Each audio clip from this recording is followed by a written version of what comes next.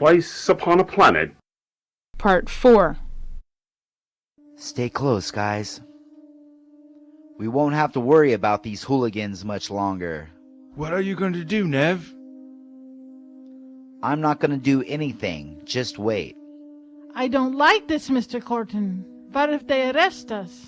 Then we'll bust out. Uh-huh. Before anyone had realized, the NC men were aiming at Nevlin with their atom destabilizer guns. Are you going to come peacefully, or are you going to make it hard for us? I haven't done anything. On the contrary, Mr. Troublemaker, you have. We asked you not to ever return to Dual Earth. You weren't born here, were only allowed to stay on the privilege that you'd quietly claim your prizes for being such a good little truth-teller. And my books? Your books were in direct violation of our government here. You don't rule this planet. It's not even yours. Such tough talk for a man about to be sentenced for his crimes against the good people. I haven't committed any crimes. I've only tried to free the people you've enslaved. I wanted to educate them with history. Since when is that illegal? Ignoring his words of reason, Vink peered over Nevlin's shoulder. And who have you brought with you? More barbarous cretins for our amusement? Dāce pushed aside between Nevlin and Nendi. We are not animals. You have no right to... Nevlin held him back. Keep your cool, buddy. They're not taking us anywhere. He leered at them, talking out of one side of his mouth. The order was given. Gentlemen, seize the dogs! The NC grabbed Nendi and Dāce by their arms. Now they all had weapons pointed at them. They struggled to get free, but they were so badly outnumbered that it was too much to fight. Nevlin had his hands in the air, as did the rest of the party. They nearly reached the Tower of Fault when, quite abruptly, another much larger spaceship was spotted flying straight over the great towers. Everyone watched as it moved from one side to the other, as if it were dancing in the sky. Finally, there was a beam of light carrying two strangers to the ground, placing them just beside the landing pad. Nendi and Dāce were astonished. They couldn't take their eyes off them. The two strangers looked human. That's when one of the armed NC in arbitrary fear took a shot at the two unknowns. Another NC member yelled, No! running to jump in his way. But it was too late. A direct hit. The man had been disintegrated instantly. The gunner dropped his weapon in disbelief of what he had done. Nevlin couldn't budge. The other 10 armed NC had him targeted. The leader of the NC was Vink Benchwall, a rigid, staunch, drab, wasteful, arrogant old man. The last to sign the first Earth Dome housing agreement in the spring of 3023. But later he became a traitor to his own world and decided to barricade himself safe by building the 5 Towers of Exclusion, located in the center of the largest Martian city. The rest of the people on Dual Earth were very naive, not knowing that they were being controlled by enemies who were once their saviors. Those who did find out about the NC conspiracy would be sent to a place where a mechanism dissected their memory. Then it was a one-way trip off to the sheepish, desolate, they thought, daft land of First Earth, never to return. Nevlin Corton was one of the top most hated by the NC. He had visited Mars DE for the first time back in his mid-teens. A short time later, he had written 2 books, one entitled The Recollection of Old Earth and Its Many Independences, and another called Mars and Earth, The Hidden Truth.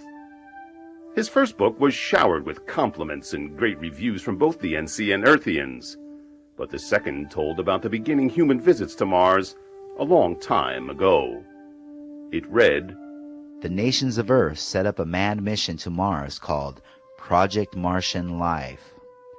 The team's job was to test the rocks, soil, air, polar ice caps, the mountains, and volcanoes for possible microbial inhabitants. The team fed back the results of the tests, which stated they had found something. A few months later, the team was never heard from again. Decades passed, and eventually the moon was populated. From there, they looked to Mars. The secret was this. They knew there was life, though it was indeed dangerous life.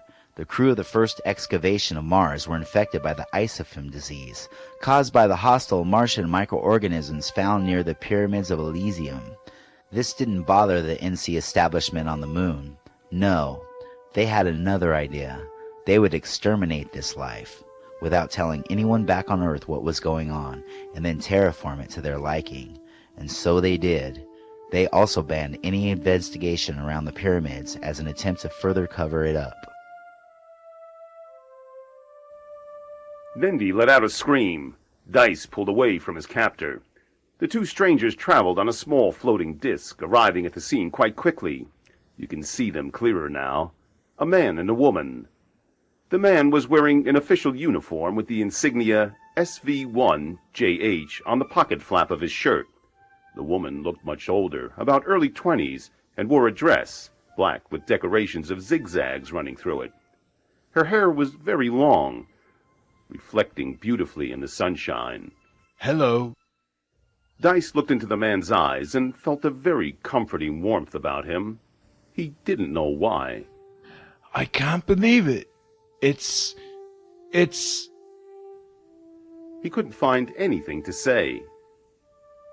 Now Dāce looked at her, feeling a rise of joy never before sensed, as he heard these kind, loving words from the one he'd known all his life.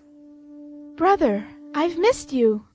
Tyrelsa, how long has it been? It feels like a millennium. Oh, then who's... Why, this is our dad, brother. Don't ask me why we're here. I haven't any idea. We're safe, though, and quite well. Son, you really changed from last time I saw you, but why are you... The NC stepped in, snarling at them. So, you know these aliens? That's well and fine. He turned to Jex. Welcome home, Mr. Hummins. I trust you've left Oasis to join us again. In fact, I didn't. Jex pointed up to the spaceship. That thing up there stole me away, but the being inside promised to explain when we reach due Earth. And here we are. So, where's this being you're talking about? Still in his little ship? Bring him on out. Let's see him. Tyrelsa turned to Jex. He says he will not land until he sees the 3 grounders released. Quit talking behind our backs. From now on, you say what you've got to say loud and clearly so everyone can hear. Got it? Tyrelsa and Jex turned their eyes to the ship above, then back to Vink. Jex stepped up to him. She's told me that the being will not land unless he sees you release Dāce, my wife, and the other one. He looked at Nevlin standing with a smirk. Whomever he is, I don't believe we've met. Sir, this isn't a good time. Wait until I'm not being arrested at gunpoint. Oh, what's the charge, Mr. Benchwall? Jex looked at Vink, who was frowning, then back at Nevlin, who gave the answer. Long, long story. You'll hear it sometime. Vink interrupted them, eclipsing Nevlin from Jex's view.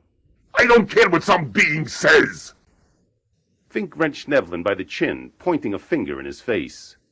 See this man. This man is a threat to everything we've worked hard for, and he must be punished for it. He's a menace to this planet.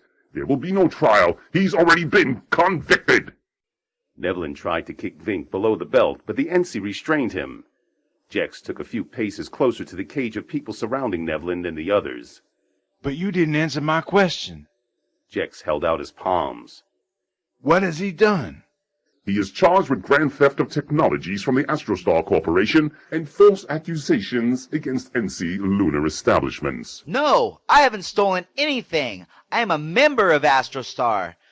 And those false accusations he's talking about were only a matter of something I wrote about in a book, of which I was almost executed here for writing. I'm telling the truth. I will allow the woman and the boy to go, but not the criminal. Dāce and Nendi were set free. Both joined Tyrelsa just a little behind Jex. The Hummins family were finally reunited. They all had a brief moment of immense happiness, and a few tears dropped from their eyes.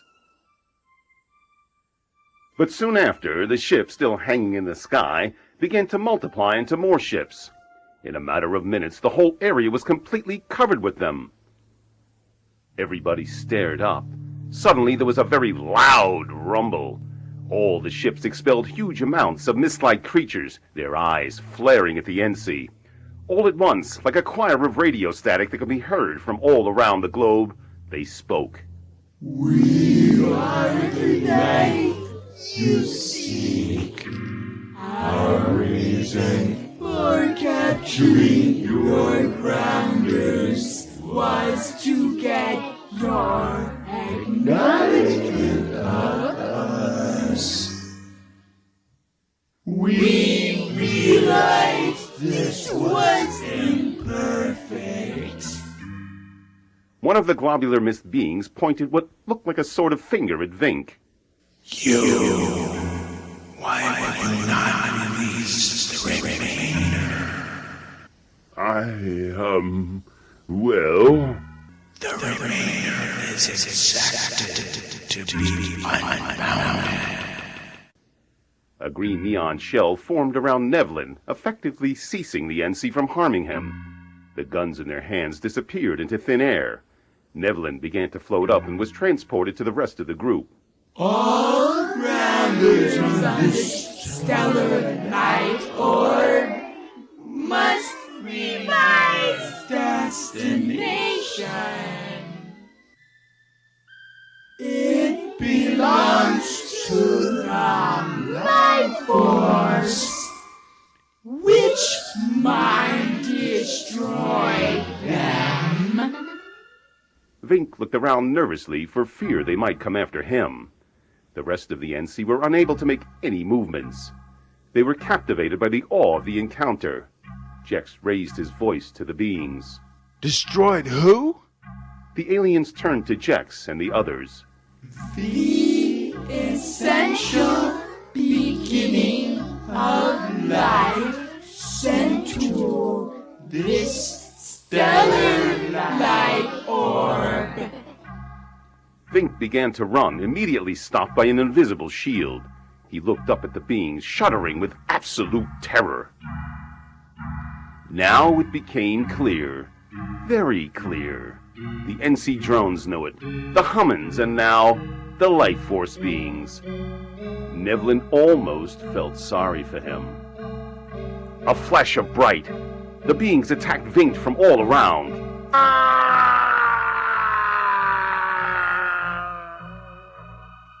Vink screamed, but the scream went into blankness as the beings took him into their justice.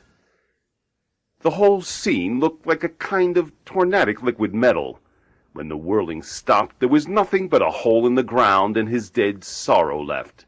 He had been a man of victory, a man of defeat, a man of morality.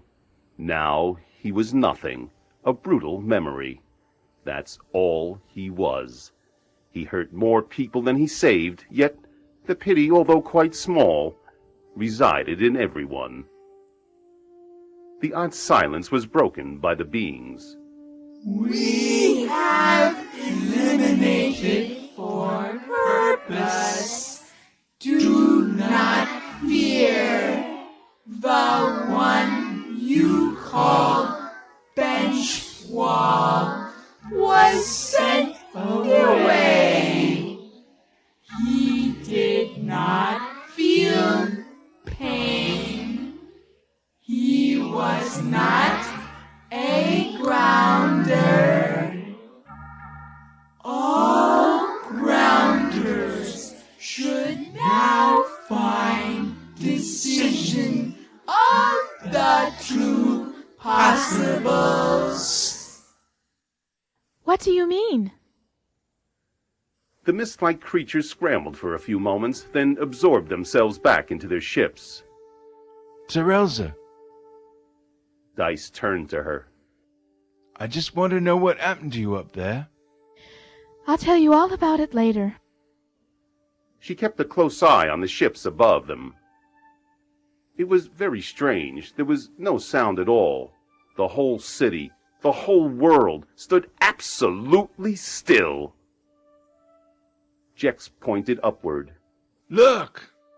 Everyone threw their view upon a small, glowing, multicolored net-like object coming out of the top of the mothership. Roaringly, the rolling net began to extend itself this way and that, destroying all the glorious structures with its proto-neutronic touch. One by one, every corporate metal face with graphite railing, chromium shattering like ancient stalactites, the center statues of recent leaders, the green-shaded flying vehicles, even the 22-foot pure golden atom star symbol, which once belonged to the now crumbled NC establishment, it all went down with a deafening crash. When the dust cleared, nothing was left standing. No debris either. The people of the city were all still alive and unharmed. This was the most outrageous thing that 23rd century Earthians ever witnessed before. They were all on the ground taking cover. Are you okay, Tyrelsa? Tyrelsa was sitting on the ground and couldn't see clearly because the sun had set.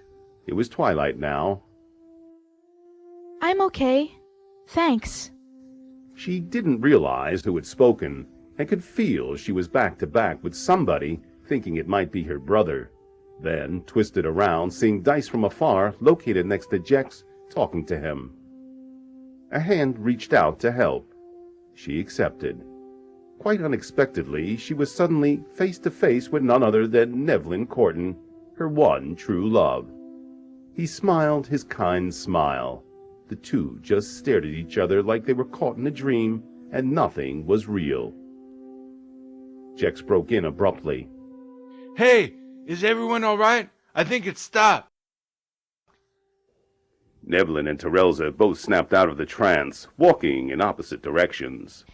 Yes, I'm fine, Dad. I just lost my way for a minute there. Nevlin went to check on the Astrostar flying machine in which they arrived. It's still here. We can get home. The rolling net's attention was driven to him. All too soon had it now destroyed Nevlin's ship as well. Oh no! We can't leave now. What are we going to do? Boom! Came the static voice of the beings. We have journeyed here to recollect the life which took creation on this stellar light orb. We have removed the brain who destroyed that. You said Benchwall was in the ground. What was he? Or it? The collective brain who named itself Benchwall was not of our species or plane. A parasitic link to this edge of space was established, and it scanned away our machine component. I wish this thing would speak English. The possible you decide is now. We can remove grounder recollection, or we can continue to last. Whichever is decided, the accumulative prospect is to move grounders from this stellar light orb immediately. Nevlin ran up to the misty creatures. I can see why you demolished the structure of the NC here, but why did you wreck my ship? It was our only way to leave the planet. Nevlin, isn't it obvious? No? I think this is what I've been waiting for. It's a pity there isn't much time, Nevlin. What are you talking about? She climbed the sky with her eyes. I can't explain it, but I feel I belong up there. They've offered me a life among the galaxies, and I've accepted. Nevlin held her by the shoulders. You poor girl. They brainwashed you. You don't know what you're saying. No, listen to me, Nevlin. They're here to retrieve their property. And that property being? This planet. They were trying to grow new life here, begin a new evolutionary process which could enable them to put dual Earth, I mean Mars, to its full use as an intergalactic carrier for their new race. Until this very moment, I didn't understand what has been happening, but I've put all the fragments together, and now, I must say goodbye. All the while, the once modest dual Earth was drastically changing. Plumes of highly concentrated gases filled the atmosphere. The clouds began clashing with giant thunderclaps and lightning. It was becoming increasingly hostile for anything carbon-based. Tyrelsa wrapped her arms around Nevlin, embracing him closely. His hair felt soft against her cheek as she gently rested her chin on his shoulder. Suddenly, they gazed into each other's eyes. Slowly, their lips touched. They kissed for the very first time. It seemed like there was nobody else around, just the two of them in one big universe. Tell the others I wish them well. Nevlin felt a surge run through him as he watched the girl slip away and disappear into the last glimmer of light, emanating from a frenzy of smoke and skyfire. His senses were heartfelt and numb. He wanted to stop her from leaving, but everything was so fleeting he could hardly grip the moment itself. Nendi called out to her, though it was no use. The tears soon flowed down her face when she finally realized she would never see her little girl again. The rest of the Hummins noticed what had occurred, Jex and Dāce among them. Everyone was stunned. Dāce looked straight ahead and back to Nevlin. Nev, what just happened? Where is she going? She was telling me... I thought... Jex tried to comfort his saddened wife. Did you two know each other? Nevlin's own words did not make sense to him. It was like someone had stolen his memory. Even as he tried to speak, no sound would follow. A feeling of intense gravitational mass swept over them.